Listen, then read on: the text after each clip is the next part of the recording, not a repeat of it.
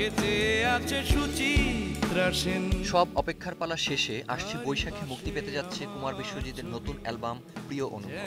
দীর্ঘ 4 বছর পর শ্রোতারা হাতে পাবেন তার নতুন এই অ্যালবামটি। মোটামুটি সব কাজ গুছানো শেষ।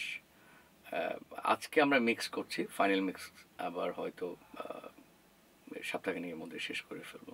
শো ছিল দেশের বাইরে এবং পারিবারিক আমার মায়ের অসুস্থতার জন্য আমার দীর্ঘদিন একটু গ্যাপ পড়ে গেছিলো, যার জন্য আমি একটু পিছিয়ে দিতে হলো। প্রিয় অনুভব অ্যালবামটি কুমার বিশ্বজিতের ২৮তম একক অ্যালবাম। এতদিন পর অ্যালবাম, তাই শ্রোতাদের কথা মাথায় রেখে এই অ্যালবামে গান রাখা হয়েছে ১২টি। বিভিন্ন ধাঁচের গানের পাশাপাশি রাখা হয়েছে চট্টগ্রাম ও সিলেট অঞ্চলের একটি করে গান। সিলেট অঞ্চলের গানটি মূলত রাধারমণের গান।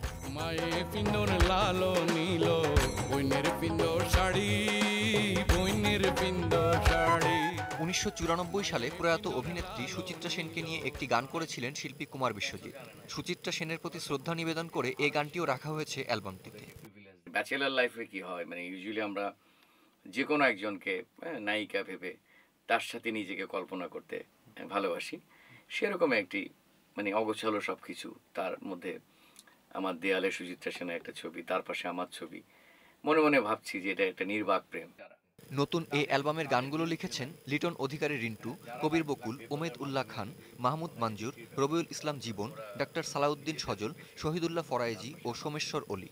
আর সুর দিয়েছেন কুমার বিশ্বজিৎ, এসআই টুটুল, সুমন কল্যাণ, ইবরার টিপু, কিশোর, আলী আকবর রূপু ও জিলু খান।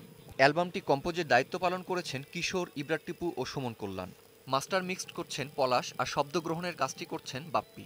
আমার কাছে নতুন পুরাতন কোনো বিষয় না। আমার কাছে যদি কেউ কি বলবো, আজকেও নতুন মানে কি একটা জীবনে একটা গানও যদি লেখে, সেটা যদি আমার পছন্দ, আমি ওটা করবো। কথার উপরে ভীষণ এমফাসাইজ করি, কারণ বাংলা গানের কথা হচ্ছে মূল, তারপরে হচ্ছে সুর, তারপরে তো বাকি আনুষঙ্গিক ব্যাপার।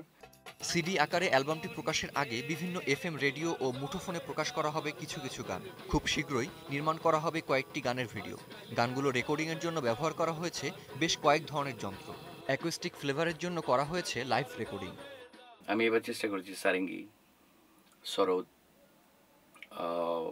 ফ্লুট, ম্যান্ডোলিন, ম্যাক্সিমাম এবং রিদম সাইডে আমি চেষ্টা করছি লাইভ করার জন্য, তার পাশাপাশি অ্যাকোস্টিক ইনস্ট্রুমেন্ট ইউজ করার জন্য। আসছে বৈশাখে শ্রোতাদের হাতে পৌঁছাবে কুমার বিশ্বজিতের নতুন এই অ্যালবামটি। আর নতুন এই অ্যালবামটি নিয়ে বেশ আশাবাদী শিল্পী, কলাকুশলী ও প্রযোজক প্রতিষ্ঠান সিডি চয়েস। তারই পাশে আমার ছবি। Kamrul Rifat, independent news.